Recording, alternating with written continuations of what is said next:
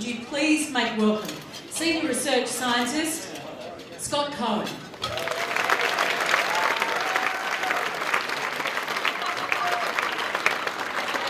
Thank you, Chris. It's a privilege to address you on this, the 20th anniversary of the Genes Gala. 2013 marks a bit of an anniversary for myself as well. November will be 10 years for me at CMRI in cancer research. And I spent the entire 10 years working on a single molecule called telomerase. Now, before I tell you about telomerase and cancer, I'd like to just pause and take a step back and tell you another story with the aim to give perspective and perhaps inspire. Sometimes when we want to see how far we can go, it's useful to look back and see how far we've come. So I'd like to share this photograph with you. This is the wedding photograph of my grandparents. As children, their families immigrated from Southern Europe to New York, where they met. And here they're 17 years of age. And this was in the mid-1920s. And the point I want to make of showing this photograph is that they grew up without antibiotics. Now, that thought might initially sound startling to you, but in fact, that applies to the grandparents of just about everybody in this room. So it wasn't that long ago. Likewise, I'd be surprised if there's anyone here that has not had a course of antibiotics. Antibiotics have changed the way we live. And as Australians, we should all take pride in the fact that it was an Australian scientist by the name of Howard Florey who first identified the molecule that is penicillin and then developed the means to mass produce penicillin, making it widely available. And for this achievement, he was rightly awarded the Nobel Prize in 1945. Well, when thinking about developing new therapies for any disease, it's useful to look at something like antibiotics and ask what makes them so successful. Antibiotics have two properties that really exemplify the ideal therapeutic. Antibiotics display broad scope. Bacteria come in all sorts of shapes and sizes, yet a single antibiotic can be effective against a broad range of bacterial infections. Antibiotics also display excellent specificity. They target specifically the bacteria cells without harming our human cells. Now, in practical terms, good specificity translates to fewer side effects. But with these two concepts in mind, let us now turn our attention to cancer. Cancer is a collective term representing well over 100 different diseases, accounting for our many different organs and tissue types. So there lies the potential and need for broad scope. What about specificity? Well, here's where most current therapies fall short. They do not discriminate well between the cancer cells and our normal healthy cells. And that leads to serious side effects that really limit the effectiveness of many therapies.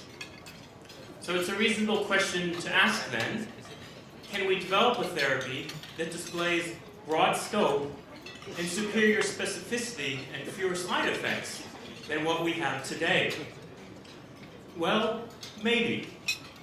And this brings us to this molecule, telomerase, which is considered a promising target for cancer. Almost 90% of all human cancers, representing virtually every different organ and tissue type, has telomerase.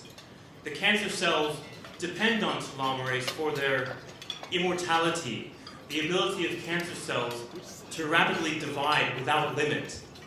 So with respect to cancer, telomerase displays broad scope. Well, what about specificity? Well, it turns out that as a healthy individual, most of our cells do not have telomerase. And the few cells that do have telomerase have much lower amounts than do cancer cells, where telomerase tends to run wild and out of control.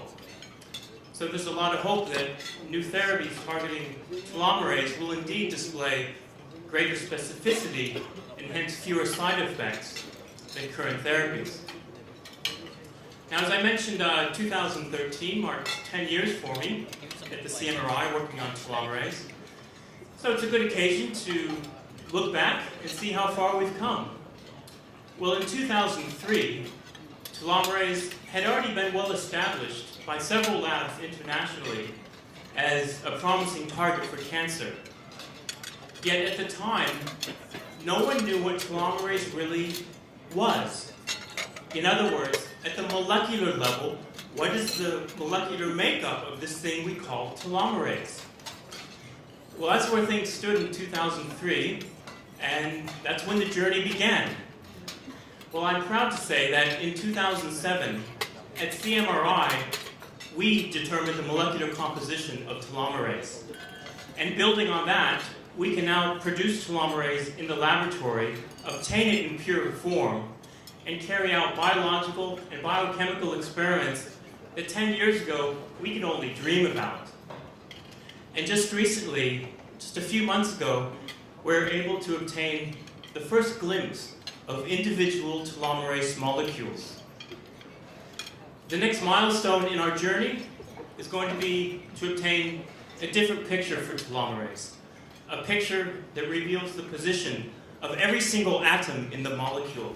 And with such powerful knowledge in hand, we can then begin to rationally custom design small molecules that will block telomerase.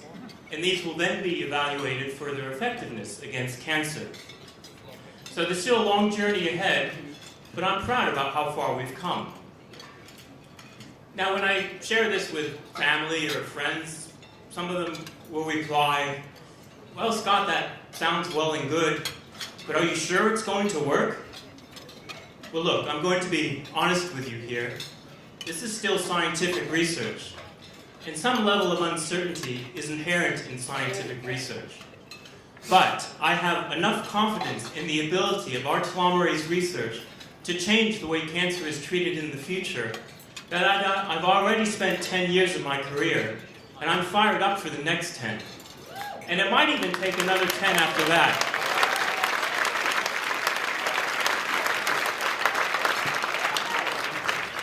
You see, this is why you are so important. You see, thinking about your research in 10-year increments far exceeds the time frame of a typical competitive government research grant.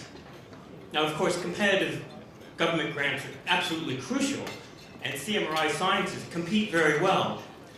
Nonetheless, I think it's fair to say that the competitive grant schemes, as they're currently structured, do not necessarily foster that long-term, high-risk, high-impact kind of research. Research that brings about fundamental change to our scientific understanding. Research that brings about real, tangible change to human medicine. Well, for 20 years now, the Genes for Genes campaign has been giving CMRI scientists that stability, that security to look far beyond the next grant. Simply put, Genes for Genes leads directly to bigger and better science. So on behalf of all the scientists at CMRI, I'd like to thank you for your support. And I would like to leave you with a challenge.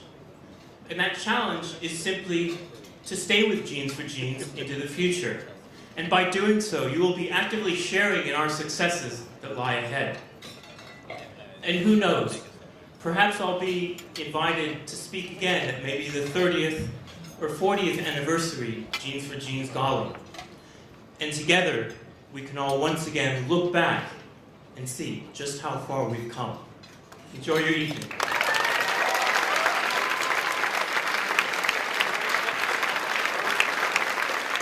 Dr. Scott Cohen, ladies and gentlemen. I love it when scientists get fired up. That was fantastic, Scott. It was wonderful. It was brilliant. Well said. I do hope, though, if you're going to do 10 years and then another 10 and another 10, if you find this sort of enzyme to eternal youth, you'll share it with all of us.